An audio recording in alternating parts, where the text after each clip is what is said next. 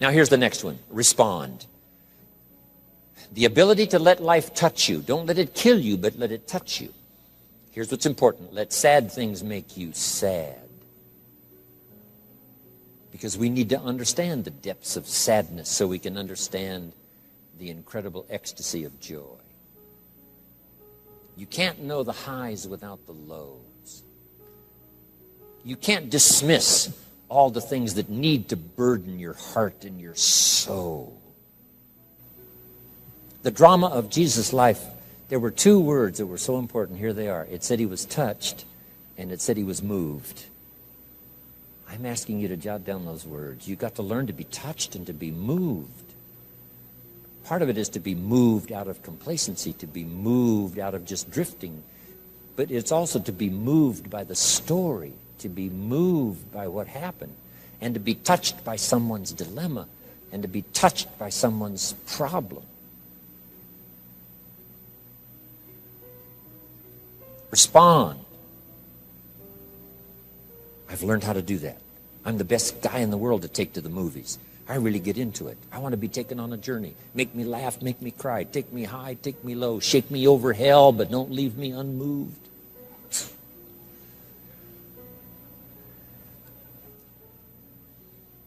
I finally saw Dr. Zhivago for the third time in Melbourne, Australia. Come see Dr. Zhivago. I went and saw it for the third time. I'd always missed the significant ending of the movie until this time. Finally, I got it.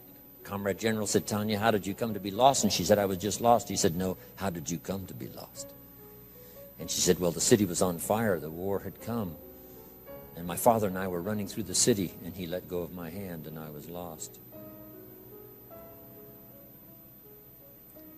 And Comrade General said, no, Tanya, Komorowski was not your father. Do you think your father would have let go of your hand? This man, Dr. Zhivago, the poet, I'm telling you, he was your father. I've been searching for you, and I found you. This was your father. I finally got the message.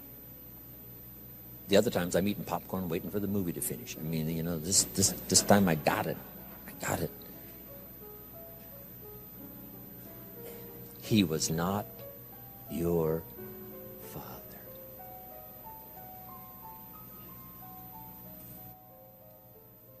If my father would have been with me, would he have let go of my hand? No. Would he have died first? Yes. See, you've got to let the drama, you've got to let the emotional drama affect you, because here's what it does. It fills up your emotional bank so that when you get ready to talk, we're going to discuss later on today, you draw not only from language, but from emotion. And the mixture of both language and emotion is some of the most powerful force in the world. So let yourself be affected. Let yourself be touched. Let the positive make you positive. Let the sad make you sad. Let the joyful make you joyful. Let the songs ring in your head. But also let the minor key, let the sadness affect you so that you'll be a well-rounded person when you deal with the marketplace, your children and everyone else. Key. Now, here's the other three. First, learn to absorb everything around you. Take it all in. Don't miss anything. Next, respond. Let life touch you. Here's number three. We just briefly touched on it. Reflect. Reflect means to go back over an experience. If you've been through something, when it's over, just sit down and think about it again. You say, well, some things are tough to relive. I know, but if you'll go through a bit of the emotional drama again, it'll drive that experience so deep in your consciousness it'll never go away. Now, this is not to drag you back into the past. This is not to drag you down into the sadness that if that was all there was to life, it would overwhelm us all. It's not to do that, but it's to make you a richer person in terms of the full spectrum of emotional content. It's to make you a whole person to better understand someone else's dilemma if you let the dilemma of certain things affect you as much as it can. Reflect back and let the thought of it, put your head between your legs as you ponder, wow.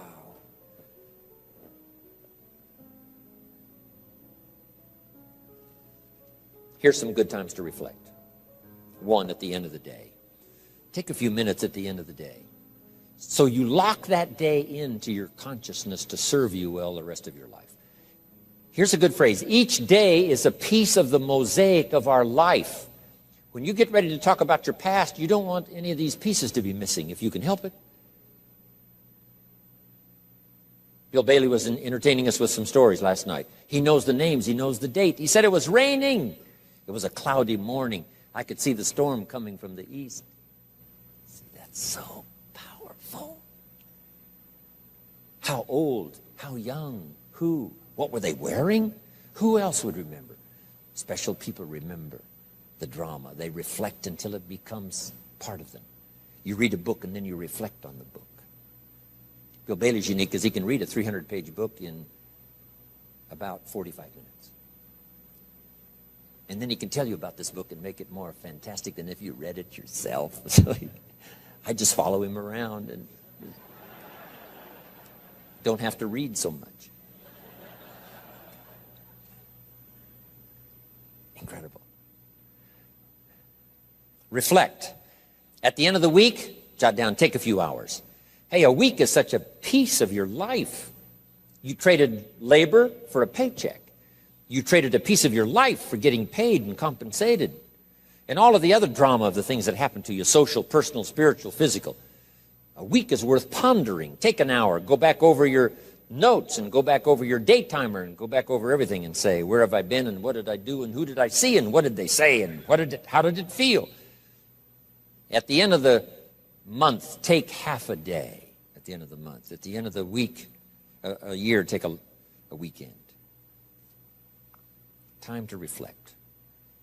Maybe this is what was meant when the advice was given. Here it is in Scripture. Every once in a while you should go into your closet. It's an interesting word, closet. I don't know if it's a closet like we have today, but what I think it means is a place away. Go into your closet, away. And then it said something interesting. When you get in there, shut the door. Shut the door. Not necessarily a physical door to shut yourself in, but to shut everything out. To shut everything out for a while. And just in there, in that place of solitude. For all of my public life, traveling all around the world. You know, from hotels and limousines and all the rest of the busy life I live. Guess what I seek? Solitude. The time alone, part of it up at the farm for me, making wine and growing crops is part of it. But some of that's sort of just like a diversion, doing something else versus, traveling and lecturing. But sometimes I have to get alone. All alone on the side of the river, bank of the river. I've got a dirt bike. I ride the Jeep trails up at Clear Lake in California, where there's no stop signs, where life is simple and easy. Listen to the birds and watch the chipmunks. Away, away. And when you get into your closet, it says, shut the door. And there you think about your life and think about your marriage and think about your friends. Think about the past and think about the future. What could you do now once you come out of the closet? A place away. Solitude. Jot this down. Some answers you must come up with all by yourself. And some solutions you must come up with alone. Some decisions. Your wife can help and your husband can help and the family can help. And people around you can help and friends can help and you can get input from everywhere. And finally, when it comes down to the final decision, some of that you have to do all alone. They say the presidency of the United States is a lonely job. The general of the army, many times that's a lonely job. Sending people into battle, knowing some are going to lose their lives. That's a lonely job, making those lonely decisions that's going to affect so many. But whether it affects your life personally or someone else, you got to take some of this time and get used to the time to be alone, to make those decisions and think things over. Okay. Reflecting. Here's what it does. Helps you to gather up the past and invest it in the future. So you got to make that note because only humans can perform this miracle, taking the past and investing it in the future. Dogs can't do it and animals can't do it. Fish can't do it. Snakes can't do it. Only humans can do it. Here's what you can do. Greatly alter the future by investing the past into the future. Past errors in judgment that you've now corrected. Past errors in thought that you've now corrected. Past loss of time that you now know better how to utilize.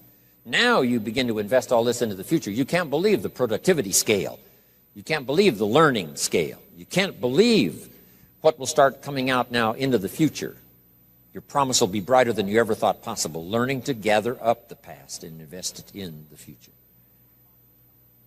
When my father was about to turn 76, I said, "Dear Father, can you imagine what it's going to be like to gather up the last 75 years and invest them in your 76th year?"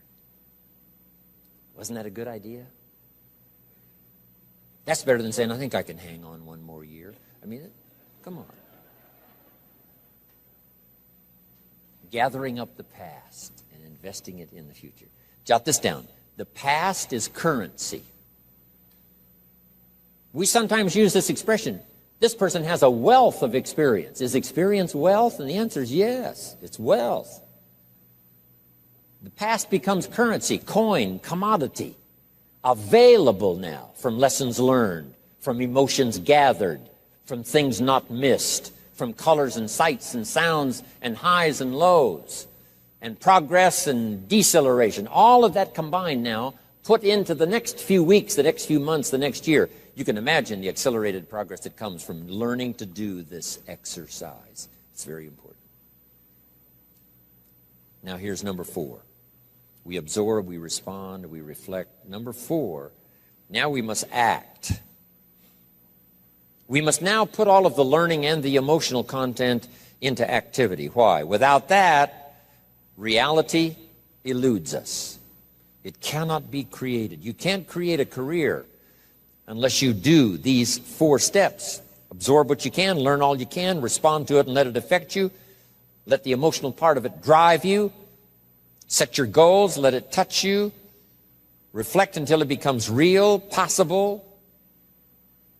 Then act on it and do it.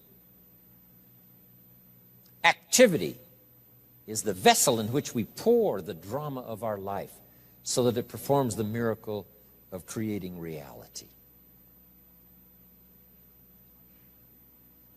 For you now to act on what you've heard, felt, thought, seen, the people you've met and all of it, now put it into action. Put it into a health plan that won't quit. Put it into a health plan that will give you a unique physical support system. Put it into a career plan. Put it into a relationship plan. Act upon it and you can create a masterpiece. Michelangelo was a genius, but it was not his genius that created the masterpiece. But his genius was so strong and his belief in it was so powerful that he picked up the chisel and the hammer. So I want you to just make that an analogy now in your notes. You must now finally pick up the chisel and the hammer. After you've taken the classes and after you've absorbed and after you've thought and after you've wondered and after you've set goals and after you've come to a conclusion about your promise and your future, now you must pick up the chisel and the hammer. And it's the chisel and the hammer and the sweat and the muscle. And the chisel and the hammer and the sweat and the muscle that builds a career. Otherwise, the rest of all of this serves no purpose. Why absorb and why respond and why reflect and why gather up the promise of the future? There is no purpose unless now you act. But if you act, a masterpiece of a career is waiting for you. A masterpiece of a good marriage is waiting for you. A masterpiece of a fortune is waiting for you. What you're going to do with it and where you're going to give it away, benevolence and all the rest. Now here's the last part. The ability to share. We absorb, we respond, we reflect, we take disciplined action, start creating reality. Now the key to make life really unique and worthwhile is to share. Sharing has a certain unique magic of its own. Here's what I learned in sharing ideas. If you share an idea with 10 different people, they get to hear it once, you get to hear it 10 times. So here's part of self-interest for yourself, getting you even better prepared for the future. Share ideas. Share with your family. Share with the people around you. Share with other employees. Share with your colleagues. Because by sharing, two things happen. Here's what we call it. I don't know how to explain it, but I do know it happens. And I don't know all about how it happens or why it happens. It just happens. When one person shares with another, two things happen. The audience could be transformed, and so could the speaker.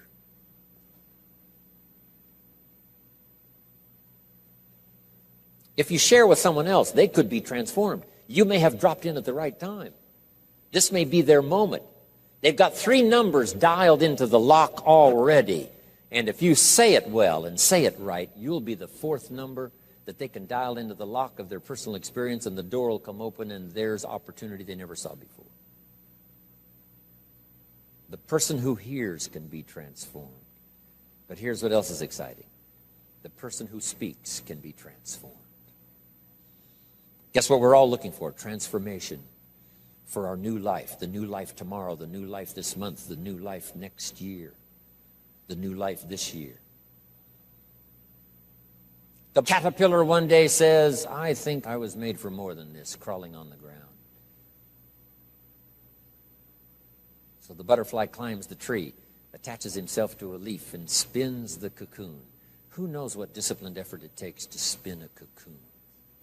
But something inside the caterpillar says, I was designed for something more than being just a caterpillar. And then when the cocoon is ready and it opens up, out comes a butterfly that flies away. Maybe singing, I think I can fly. I think I can touch the sky. I used to be a caterpillar on the ground. Now I fly. I'm asking you to go through such a metamorphosis. I'm asking you often to go through a period where you say, new skills, new things are waiting for me. And part of this will come if you'll translate for other people what you feel in your heart and in your soul. As awkward as your language might be at first, don't hesitate to do it.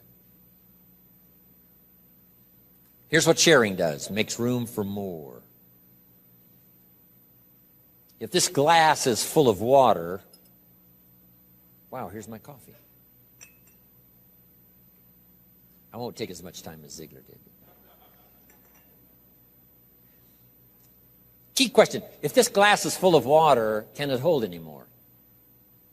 If the glass is full of water, can it hold any more? And the answer is yes. Yes, if you pour some out.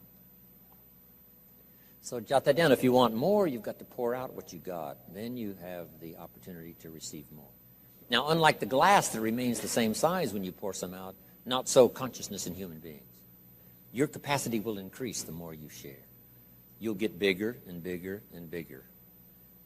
Now, why the self-interest wish to be bigger?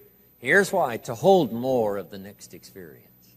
Some people can't hold much happiness because they're too small. Their thinking is too small. Their activity is too small. They're too small in their ability to share. They're just too small. Can't hold much. They're too small. But the bigger you get, the more you will receive. When happiness is poured out, you'll get more. When joy is poured out on the nation, you'll get more. When bounty is poured out from the economy, you will get more if you share what you've got and become bigger and bigger and bigger. Now, some people are not only small, they have their glass turned upside down. Hard to get anything in. But here's what you've done in coming here this weekend. You've come with an open mind, an open consciousness, ready to receive. And I promise you, we're going to pour everything we possibly can into every ounce of time we've got here to make it beneficial for you, give you not just your money's worth, but your time's worth. Now, one last part under personal development.